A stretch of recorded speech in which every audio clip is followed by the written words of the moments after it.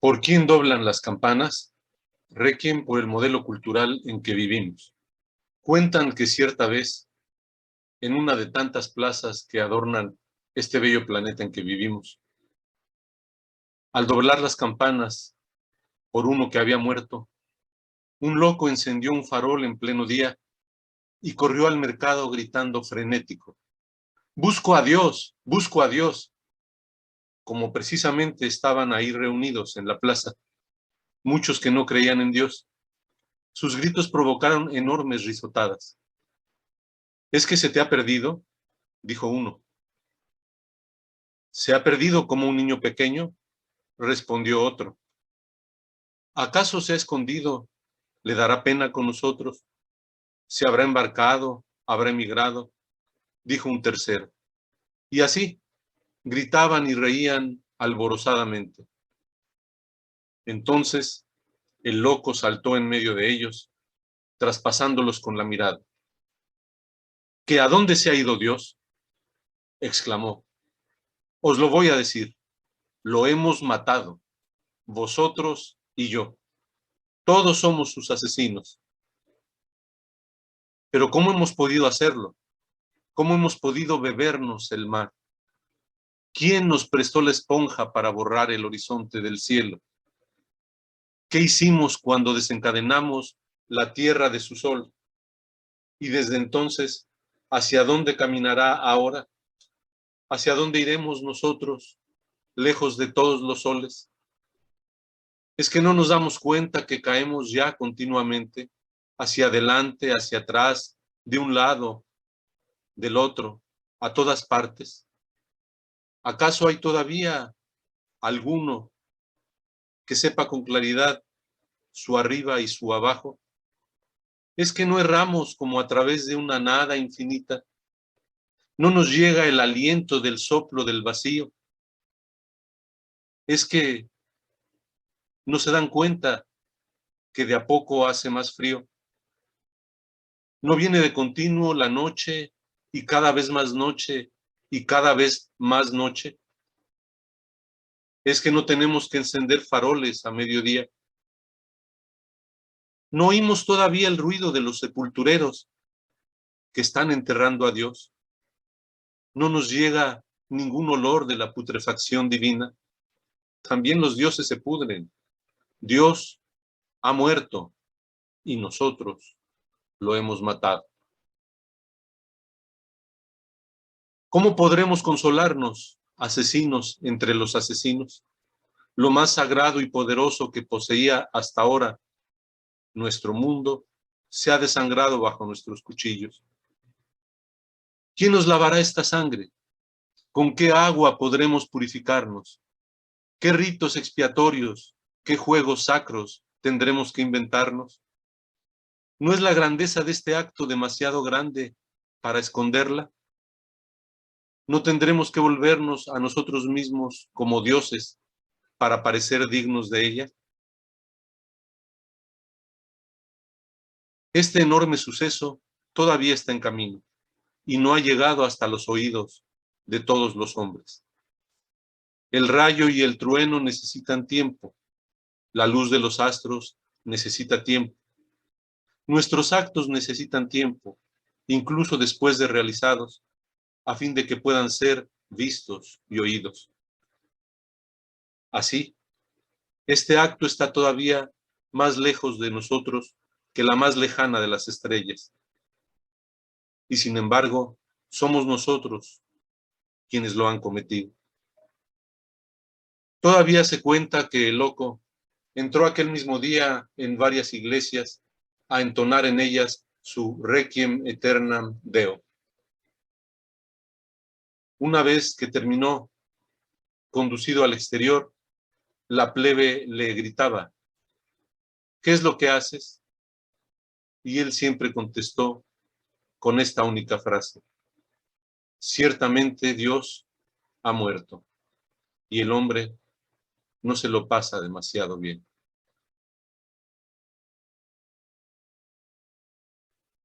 Friedrich Nietzsche, 1822, La Gaya Ciencia. Con estas palabras damos inicio a nuestra reflexión de esta sesión. ¿Por quién doblan las campanas? Requiem por el modelo cultural en que vivimos. Y es que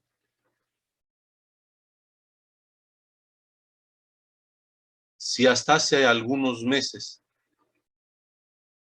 a alguno cabía duda, alguno ni siquiera sospechaba, había pensado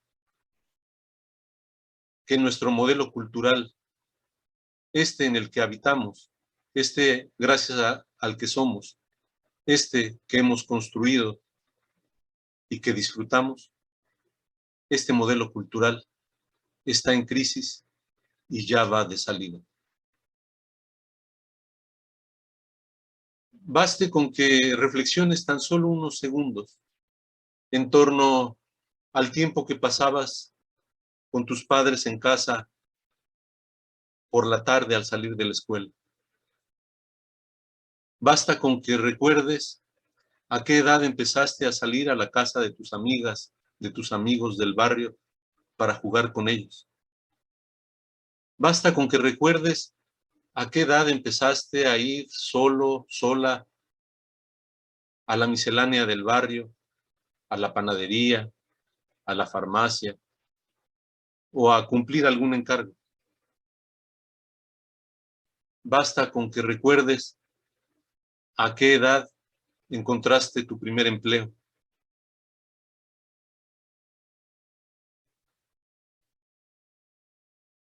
Si al comparar estos recuerdos de tu propia experiencia con los equivalentes de tus hijos o nietos, te das cuenta que hay un faltante, te das cuenta que las cosas han venido a menos, que se han complicado. Entonces, ya estás cayendo en la cuenta de que nuestro modelo cultural está en crisis. Ya estás cayendo en cuenta de que nuestras necesidades existenciales no son satisfechas, no son resueltas por los recursos que nos ofrece este modelo cultural. En realidad, hoy, como ayer y antier, hemos tenido que ir improvisando en el camino elementos para dar respuesta a las preguntas más acuciantes de la vida. Pues aquello que nos enseñaron en la escuela, aquello que asimilamos en la casa, por más de alguna vez, no pudo ser lo suficiente. Ingente marasmo de cambios presenciamos desde pequeños. Algunos tecnológicos, otros sociales. Cambios al fin de honda huella. Que si la llegada del teléfono, que si la llegada del televisor, de la radio, que si la llegada del primer teléfono celular o teléfono móvil, la llegada del GPS, del Wi-Fi, la llamada revolución femenina, la revolución sexual, la caída del muro de Berlín, la disolución de la Unión Soviética, en fin, tantos y tantos cambios que de niños o adolescentes vimos pasar ante nuestros ojos sin entrever ni medianamente lo que significaban, nos hicieron de alguna manera rehenes de sus efectos sin que pudiésemos darnos cuenta cabalmente de cómo trastocaron el sentido y el alcance de nuestros esfuerzos. Pues bien, caídos ya en cuenta de que nos estamos enfrentando a un cambio de modelo cultural, de que estamos pasando ya por los estertores de un momento de crisis. Démonos, pues, a la tarea de asimilar esta experiencia a fin de hacerla provechosa, a fin de que, aprendiendo de la historia, no vuelva a repetirse, tal vez ya no para nosotros, sino para aquellos a quienes les daremos el relevo, aquellos a quienes de alguna forma, sea biológica, sea psicológica, socialmente, hemos engendrado. Todo empieza antes, decía Giambattista Vico, filósofo napoletano del siglo XVII.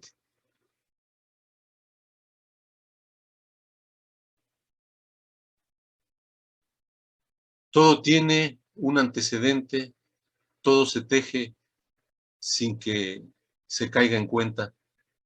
Todo es un entramado que no depende solo del presente, sino que imbrica incluso un porvenir hipotético, una posibilidad, un futurible. Para entender esta situación en la que ahora nos encontramos, hemos dado inicio a esta reflexión con un texto de Friedrich Nietzsche, escrito en 1822, intitulado La Gaia Ciencia. Ya desde aquel entonces, el célebre filósofo evocaba el doblar de las campanas como anuncio de la muerte de Dios, es decir, de la muerte de los valores universales. Y anticipaba en el breve texto que compartimos una serie de consecuencias del todo desastrosas para la especie humana. Después de Nietzsche, siguieron algunos otros coincidentes con el diagnóstico. Será en 1917 que otro célebre alemán, Oswald Spengler, publicará un texto intitulado La decadencia de Occidente. Por cierto, atractivo, me parece, como enfoque metodológico para el diagnóstico cultural. Y después de él podríamos enumerar a el mismo Martin Heidegger, Zygmunt Bauman, George Steiner y algunos otros autores que al final de esta presentación enumeraremos. El hecho es que ciertamente, según Eric Hobsbawm en su Historia del siglo XX, este momento, esta crisis en la que nos encontramos, data de 1917, en donde la primera de las grandes guerras fue resultado e instrumento de una tentativa por poner fin a la globalización que ya existía y de la cual el capitalismo supo sobreponerse por las condiciones, las circunstancias y la fortuna con que se resolvió el conflicto bélico por la intervención de los Estados Unidos. Así, esbozada esta retrospectiva, vayamos a un escenario más cercano y hablemos de él de manera más puntual. ¿Cómo hemos llegado al momento que nos ocupa actualmente? Pues me parece que el primer golpe ya ineludible, la primera evidencia, el primer signo ya inevitable, se dio en el año 2019. Año que recordamos, el fantasma del presidente Donald Trump recorría todo el mundo, un día sí y otro también, con twitters, declaraciones, alegatos, arengas, indirectas. En ese año, el mundo entero intentaba recuperarse de la nefasta crisis de septiembre del 2008, conocida como la crisis o la caída de Lehman Brothers, empresa financiera de los Estados Unidos dedicada al ámbito hipotecario. Empresa emblemática que con su caída arrastró consigo no solo a la industria de la hipoteca en los Estados Unidos, sino a sus similares en Europa y a algunos ramos colaterales en el resto de los planetas, en el resto de los países del planeta. De lo mucho que se podría decir de ese 2019, solo subrayo un dato aportado por la Organización Mundial de la Salud que ya llama a cuentas a nuestro modelo cultural. Según la OMS, ese 2019, el 41% de la población mundial tenía algún síntoma de lo que se ha denominado, de lo que hoy se conoce como síndrome de soledad. Es decir, una sensación objetiva o no, finalmente una sensación de no contar con nadie, de sentirse aislado, marginado, sin soporte, sin apoyo, sin auxilio, con poca disponibilidad para afrontar los cambios, con falta de entereza para tomar decisiones, con permanente ansiedad, etcétera, etcétera, etcétera. Este 2019, aderezado con los datos en pantalla, y ya digo, un año en el que se intentaba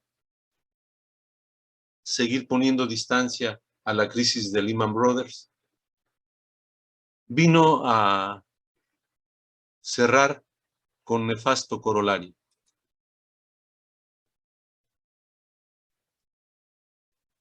El 31 de diciembre de ese mismo año, desde una aldea china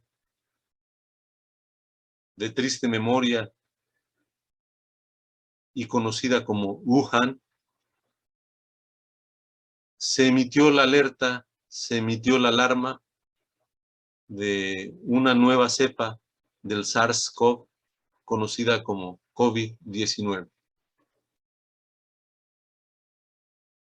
El desenlace y las consecuencias de esa alerta emitida el 31 de diciembre del 2019 se proyectó sobre todo el 2020, el 2021, nos alcanza en este 2022. Y no entraré en mayores detalles porque los hemos vivido en carne propia. Simplemente destacaré uno de sus efectos, que a la postre nos sirve de evidencia de que estamos ya en la crisis cultural de referencia. Durante esta crisis quedó claro, por una parte, que ciertamente el Estado, como estructura social, como estructura de gobierno, ha sido desbordado, ha sido desfasado por las circunstancias, en concreto por este COVID-19, dejando en la mayoría de los países a las poblaciones en condiciones precarias, estrechas, desfavorables frente a la pandemia. Si esto es contundente y es así de incuestionable, no lo es menos que el mismo mercado, es decir, las instituciones del sector privado, también se evidenciaron frágiles, incompetentes, desbordadas por la emergencia.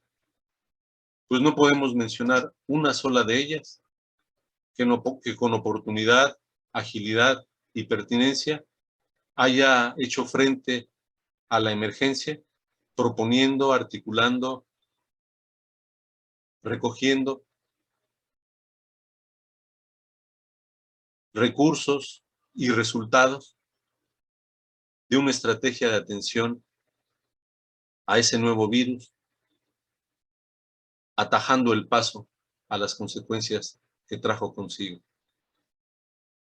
6.277.227 muertes hasta mayo de este 2022. Aquí tenemos ya un referente inmediato, evidente y concreto. Esta crisis vino a desnudar la incompetencia de la sociedad de mercado.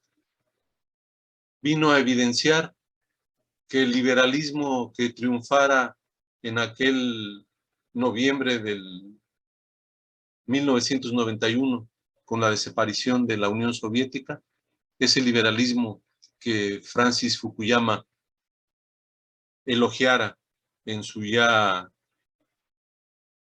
clásica y de triste memoria El fin de la historia. Después de 30 años de incuestionable e incompetido liderazgo, vino a quedar desbordado por un virus. ¿Quién lo pensaría? Pensábamos que los virus se habían quedado allá en la Edad Media. Pues no. 2019, 2020, 2021, 2022 se han subido una vez más a la palestra. A más de esto, y siguiendo en esta saga de acontecimientos, el 24 de febrero de este año que corre, nos enteramos que los seres humanos, lejos de aprovechar la moraleja, la lección, la enseñanza de la pandemia por COVID-19, corrieron presurosos, unos más directamente, otros de manera más indirecta, a los brazos de la historia de siempre. El 24 de febrero se difundió la noticia de que por un entramado añejo y enredado, Rusia invadía Ucrania. El dictamen de este acto en sí deleznable es más delicado de lo que parece a simple vista. Prefiero no pronunciarme en ese sentido. Lo que sí subrayo en el contexto de la reflexión que nos ocupa es que esta iniciativa del gobierno de Rusia en este momento no se puede negar como una dedicatoria, como una oportunidad aprovechada frente a la debilidad que ya acusan los Estados Unidos para sostenerse como el hegemónico, como el líder incuestionable y único del planeta. Tan es así que a la circunstancia se ha sumado también China, que encuentra la ocasión para afianzar su emergencia, su destacado papel en el plano económico internacional que ya ocupa desde hace algunos años. Y no solo China, sino recientemente también la India, con una intervención comercial más que política o militar en el contexto. Y así podríamos explayarnos, si este fuese el tema de nuestra reflexión, en el decurso que han seguido los acontecimientos de esta invasión y en sus consecuencias. Baste ahora con subrayar, qué es lo que nos interesa, que a más de la crisis del COVID-19, esta crisis militar en Eurasia esta crisis que pone a temblar a la Unión Europea, que pone en tela de juicio a la OTAN, que acaba de desnudar a los Estados Unidos. Esta crisis viene a decirnos: se acabó el orden unipolar, se acabó el liderazgo único de los Estados Unidos, y viene, se presume, se pretende, se subraya un orden multipolar, un orden de 3, 4, quién sabrá, varias regiones de influencia que vienen a sustituir al eje único, al extremo arquetípico de los diferentes países del planeta. Reconocido, pues, el hecho de que hoy estamos pasando por una crisis cultural, puesto que hemos visto cómo ya se cayeron, ya se desgajaron los pilares que los sostenían, dediquémosle, así sea unos minutos, a la puntualización de el estado de cosas, de los factores más decisivos de nuestra cultura, esta en la que crecimos, entre otros nombres, conocida como la cultura de Occidente. Si bien sería interesante y el tema da lugar para un análisis amplio y detallado, por esta vez, en ánimo de mera introducción a la reflexión que nos convoca, solo haré mención de lo más sustantivo de 3 de los factores constitutivos de un modelo cultural. Empecemos insistiendo con el orden de cosas en el ámbito de lo económico. Se pueden decir varios juegos de poder y de fuerza que concurren en este plan. Simplemente voy a destacar 2 elementales. El primero, consecuencia de lo anteriormente dicho, es que si los Estados Unidos, desde el gobierno de Barack Obama, empezaron a mandar señales de agotamiento en su liderazgo, llegando con Donald Trump a una formalización abierta y provocativa de responsabilizar a la Unión Europea de sus propias necesidades, zafándose los Estados Unidos de compromisos previos,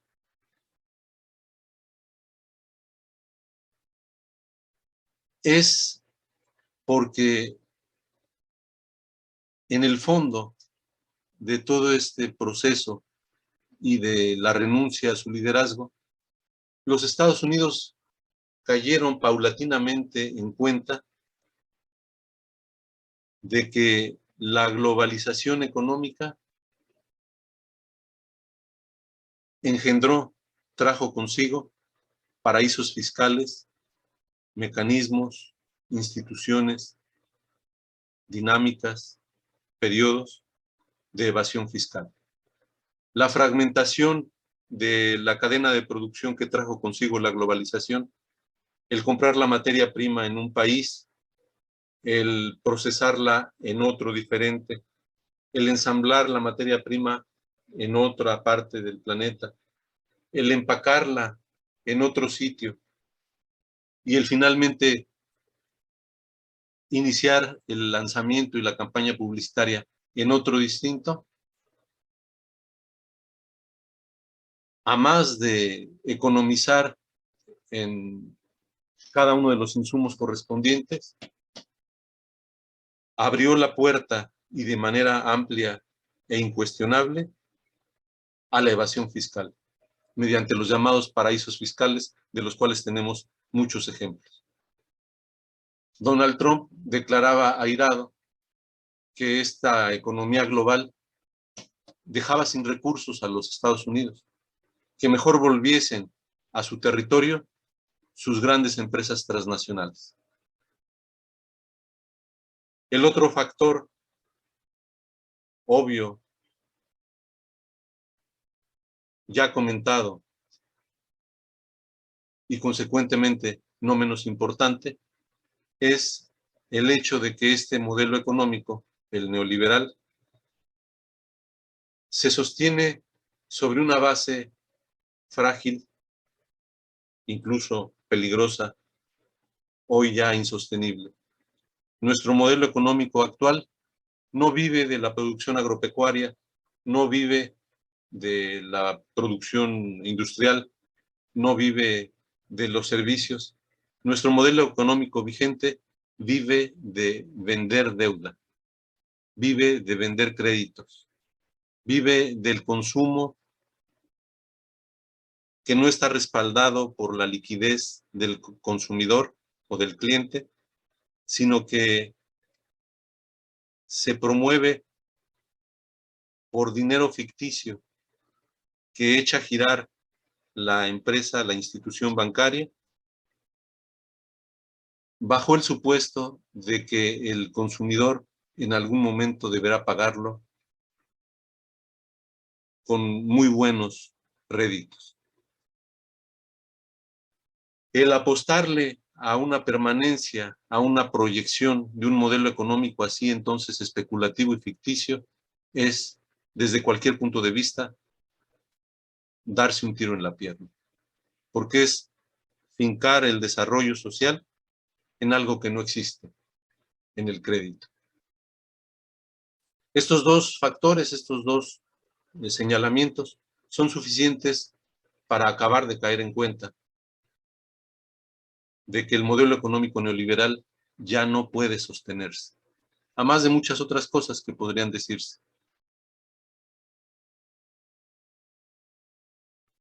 Pasemos ahora a otro factor, el factor político. También hay mucha tela que cortar en este rubro. Los movimientos así denominados en diferentes lugares del planeta de indignados, el resurgimiento de movimientos nacionalistas y de inclinación totalitaria, desgraciadamente,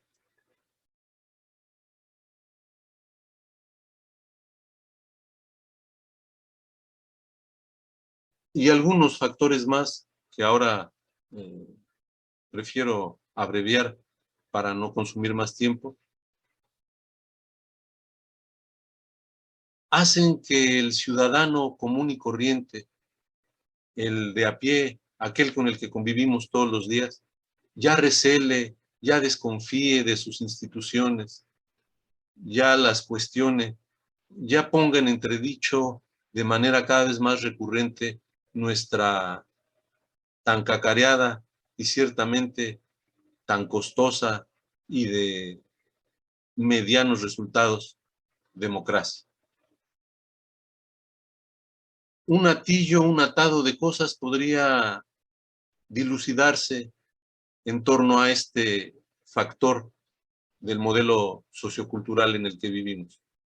Solo destaco uno: la función social del Estado contemporáneo está dislocada, es decir, está fuera de lugar.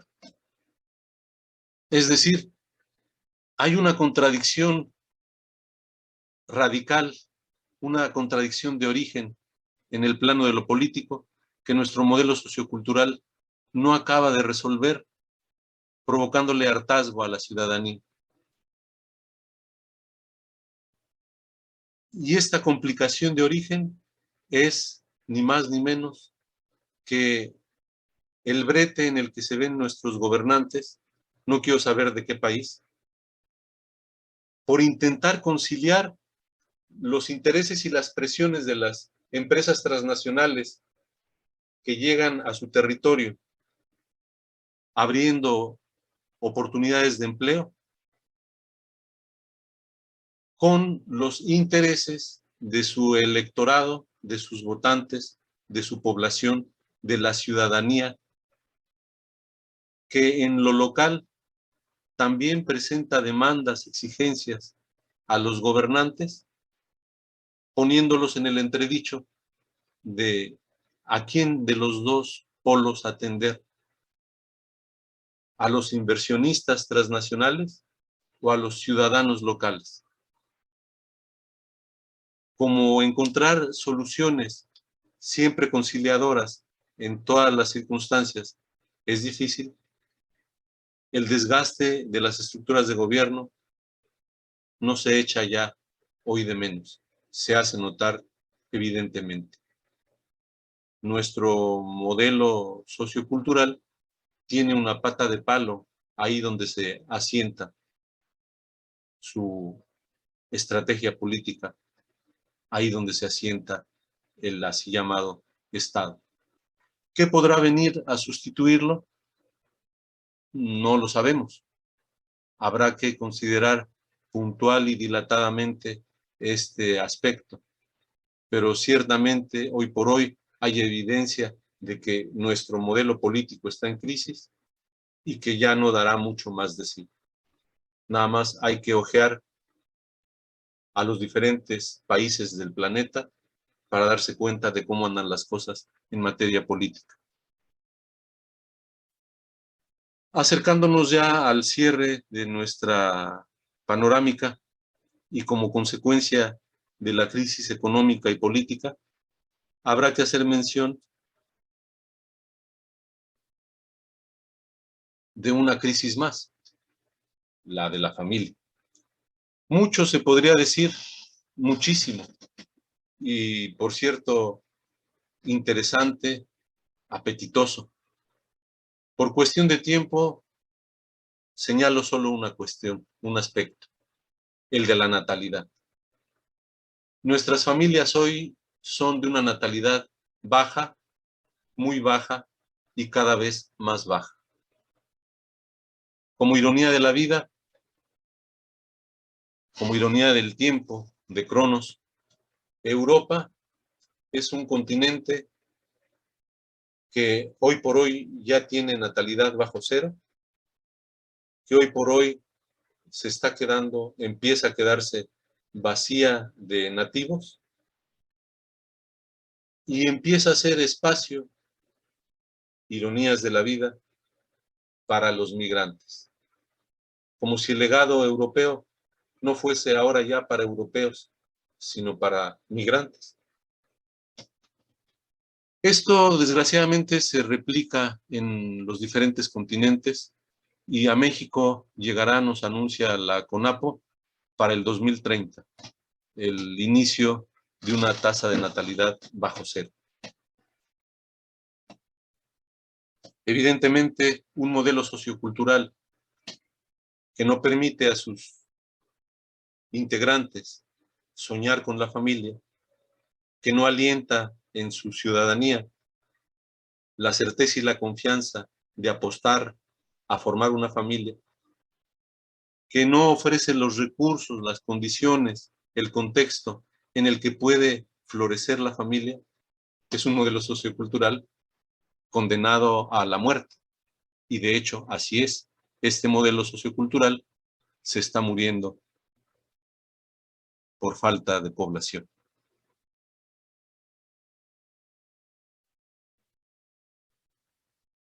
¿Qué resulta de todo esto? Podríamos hablar del resultado también dilatadamente. Solo señalaré una cosa, ya esbozada al inicio de nuestra reflexión.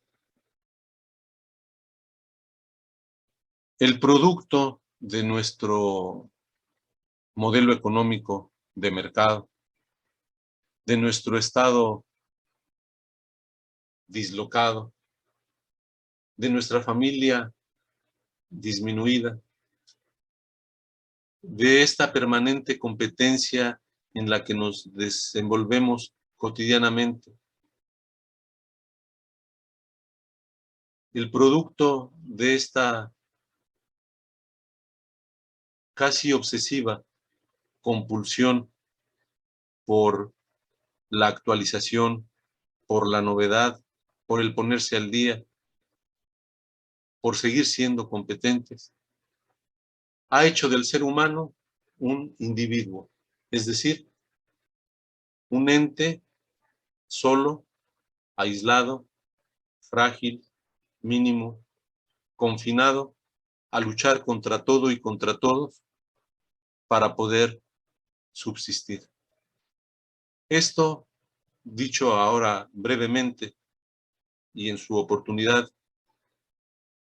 como el tema merece, mejor analizado, acarrea inevitablemente soledad, acarrea el estarse viendo solo a sí mismo, por sí mismo, en sí mismo, consigo mismo. Y esta estrechez de miras deviene patológica, haciendo de nuestra época una época, lo dicen las estadísticas, de depresión. La depresión es la enfermedad de nuestro tiempo. La depresión es estarse viendo a sí mismo constantemente y encontrarse patológicamente insuficiente. Esta soledad de la que ya hablamos al inicio, que ha hecho que la Gran Bretaña, el Japón, tengan ya ministerios de la soledad, que ha hecho que países como España, Francia, Italia, empiecen a desarrollar estrategias de atención a la soledad. En fin, esta soledad que empieza a crecer en el corazón del territorio mexicano, con, según el CONAPO, el 11% de las casas habitación en México son casas unipersonales, son casas donde vive una persona sola, 11%, último dato de CONAPO. Esta soledad, pues, nos evidencia el giro, el cambio, el deterioro más significativo de todos los que aqueja nuestro modelo sociocultural. El paso de ser persona a ser individuo es el cambio más dramático. En estos últimos 100 años, nuestra manera de sentir, nuestra manera de convivir, nuestra manera de pensar, nuestra manera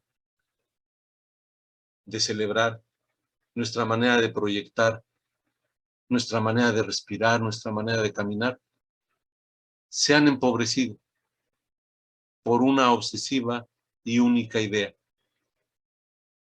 Para poder competir, tienes que ser siempre más, siempre más. Para ser tú mismo, tienes que actualizarte, tienes que renovarte, tienes que disfrazarte sistemáticamente. Esta sentencia ahora empieza a cobrar factura, ahora nos cobra la cuenta. Hablábamos al inicio de caer en la cuenta de que hemos llegado a un momento ya crítico, ya ineludible. Decía Octavio Paz, el Nobel mexicano de la literatura, caer en la cuenta es de lo más difícil y no se da en un solo instante, por un solo acto. Es penoso y largo, pues habitualmente solemos ser cómplices de nuestros propios errores. Con estas palabras de Octavio Paz, estoy ya por terminar, invitando a que al menos una vez, a que concedamos el beneficio de la duda, a que aceptemos, si no lo hicimos durante la pandemia, si no lo hicimos antes, si no lo hicimos ahora que estalló la conflagración bélica en Eurasia, al menos por una vez, hoy te detengas, nos detengamos. ¿En dónde estamos? ¿De dónde venimos? ¿A dónde vamos? ¿Con lo que hay será suficiente? ¿En qué condiciones? ¿A qué precio? ¿Bajo qué circunstancias? si no ponderamos al menos una vez, con franqueza, con apertura,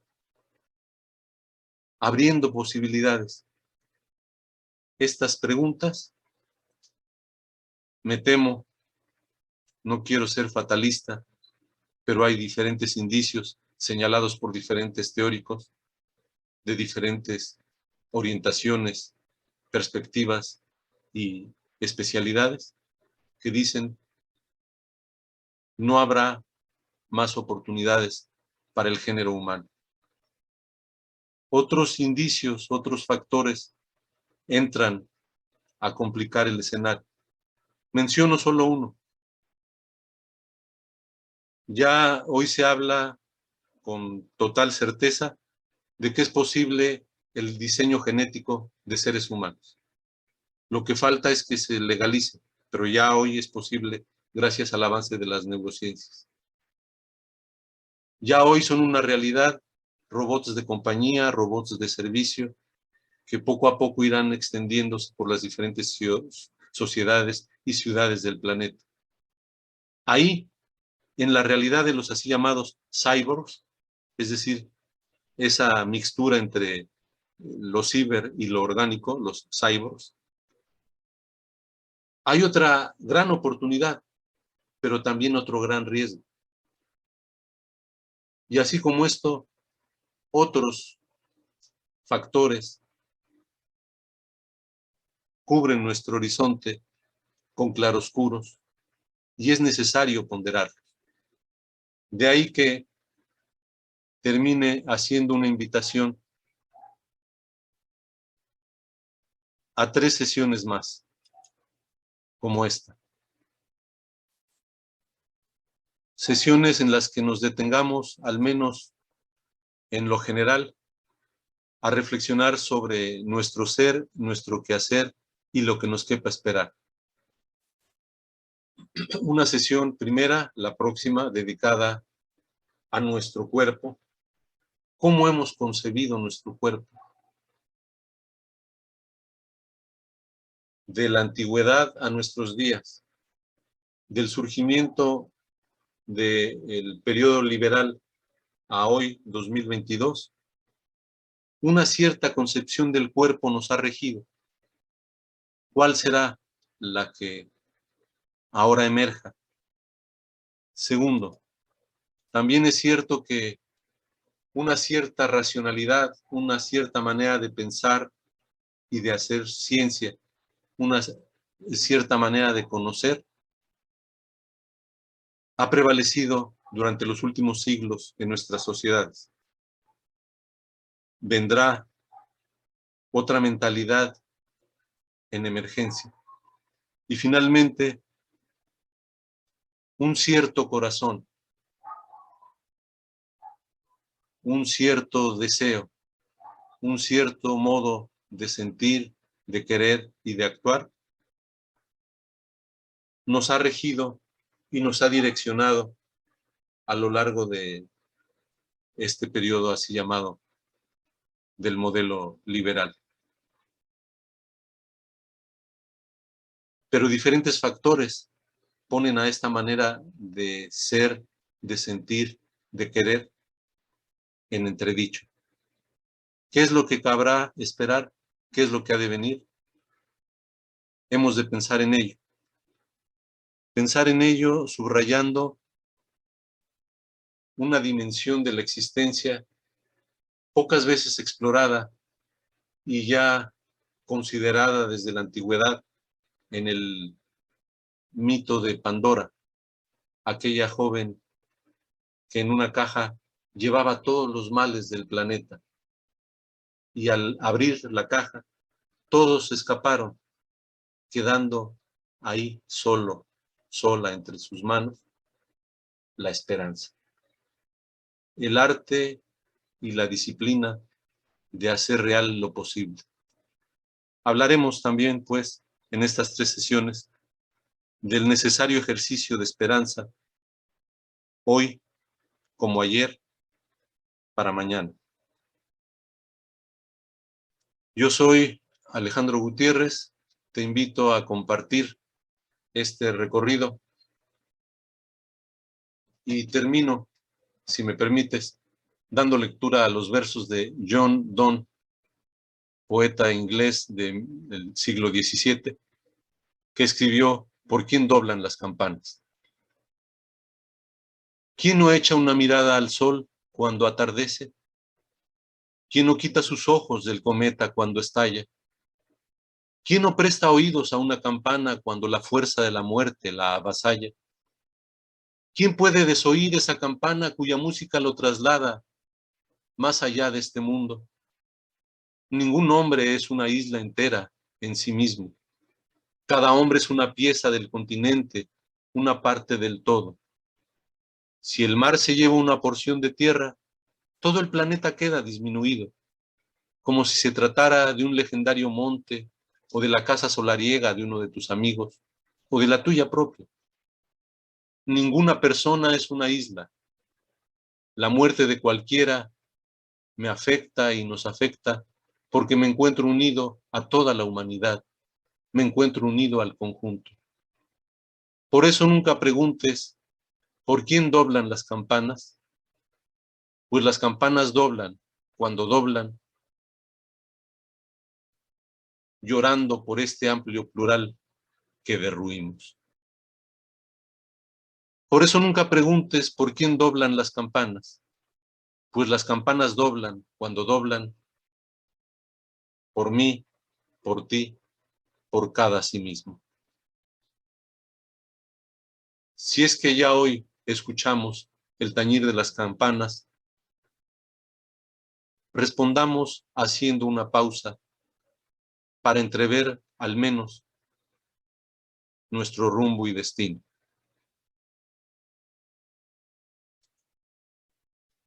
Las preguntas o comentarios las atenderé en el chat, en el buzón, y dejo para su lectura, para su enriquecimiento, esta bibliografía básica de la temática compartida en esta sesión. Muchas gracias por la atención, gracias por permitirme estos momentos y hasta la próxima.